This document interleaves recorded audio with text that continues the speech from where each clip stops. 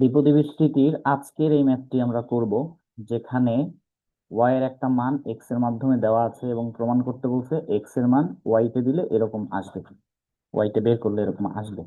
তো সেক্ষেত্রে যেটা দেওয়া আছে সেটা যদি লিখি তাহলে একে কি করা যায়, এই ভাবনা থেকেই আমরা জানি যে দ্বিপদী বিস্তৃতির দুটো ফর্মুলা আছে এরকম।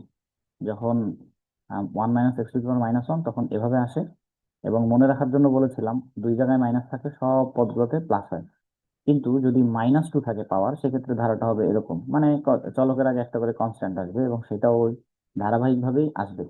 এখন যেটা দেওয়া আছে সেখানে যদি তাকাই যে এই ওয়ানটা নাই, যেটা ধারাতে ছিল বা সূত্রের মধ্যে আছে ওয়ান নাই, না থাকার জন্য আমরা দুই পাশে ওয়ান যোগ করে দিব।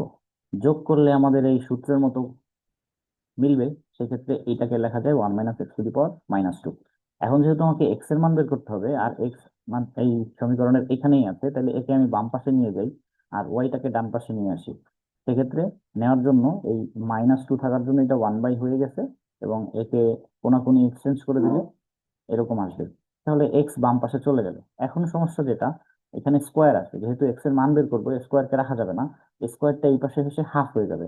তো তার আগে এটাকে আমরা একটু মাইনাস আকারে লিখি, ইনভার্স দিয়ে লিখি। এখন 2 কে পাওয়ারটাকে ওই পাশে পাঠিয়ে দিলে পাওয়ারটা হাফ হয়ে যাবে এইখানে।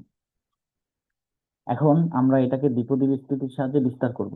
বিস্তারের পথটা সাধারণত এভাবে হয়, NC1 a⁻n−r এরকম করে আর কি। যখন বিস্তারটা থাকে এ, প্রথম পদ এ, দ্বিতীয় পদ এক্স, তো এটাকে আমি যদি বিস্তার করতে যাই এরকম হবে দেখতে।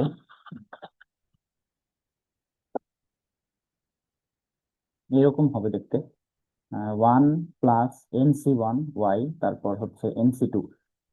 তো এইখানে বিবেচনার বিষয় যেটা, ওয়ানের উপর পাওয়ার যাই দিই না কেন কিছু যায় আসে না, চেঞ্জ হয় না, সেজন্য NC1 1 to the power n−r, ওয়ানের উপর যাই পাওয়ার দিই তাই ওয়ানই আসবে। এই জন্য এই ওয়ানটাকে বিবেচনায় নিলাম না, তাহলে y⁻1। একইভাবে NC2 y⁻2, মানে y² NC3 y³ এভাবে করে ধারাটা বাড়তে থাকবে। এখন আমি দেখলাম যে প্রমাণের মধ্যে এখানে কনস্ট্যান্ট গুলোর মধ্যে সি নাই, মানে সি আকারে দেওয়া নাই, তাহলে সিটাকে চেঞ্জ করতে হবে। এখন সি চেঞ্জের ফর্মুলা আমরা জানি এভাবে যে NC2 থাকলে উপরে দুইটা পদ হয় 2 ফ্যাক্টরিয়াল দিয়ে ভাগ হয়, NC3 থাকলে উপরে তিনটা পদ হয় 3 দিয়ে ভাগ হয়, আর পদটা হয় কি এই মূল পাওয়ার থেকে কমতে থাকে এক এক করে। তো সেই ক্ষেত্রে আমার NC1 মানে হচ্ছে এন, NC1 মানে হচ্ছে এন, তার মানে এখানে -½ হলো আর ওয়াই এর জায়গায় ওয়াই রয়ে গেল। পরের পদের ক্ষেত্রে n × n−1 দুইটা পদ হয়ে গেল, /(2) আর y² তো আছেই। পরের পদে তিনটা পদ লিখতে হবে, তাহলে n−1 n−2 তিন পদ হয়ে গেল, নিচে হচ্ছে /(3) y³। এখন এদেরকে লসাগু করলে এইখানে আসে হাফ, -½ আর এইখানে আছে -3/2, তাহলে এখানে একটা মাইনাস আছে আছে এখানে একটা মাইনাস আছে, দুই মাইনাসে প্লাস হয়ে যাবে, তো প্লাসই হইলো।